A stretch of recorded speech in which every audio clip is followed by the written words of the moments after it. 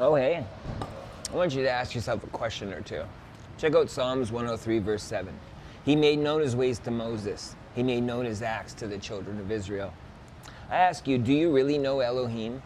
In every generation, people argue about who Elohim really is. Denominations split, doctrines clash. Many speak as if they possess total knowledge of Elohim himself. But the truth is this: Elohim is far broader than our categories allow.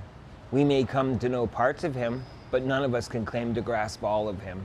We often cling to attributes to make him easier to understand. Some prefer Elohim as love, others emphasize Elohim as a judge. But to reduce him to only one expression is to worship but a fraction of him, not his entirety.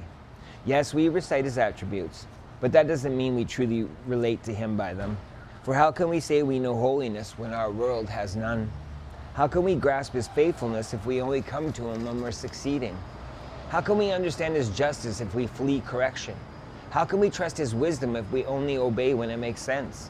How can we claim to rest in his mercy yet still perform as if we're earning his love?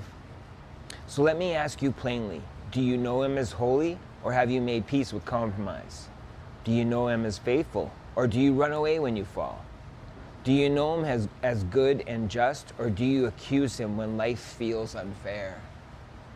Do you know him as wise, or do you demand he move on your schedule? Do you know him as loving and merciful, or do you still live as though you must earn his favor? We each now stand before a decision. Will we remain spectators of what Elohim does, or seekers of who he truly is? Remember, Israel knew his acts, but Moses knew his ways.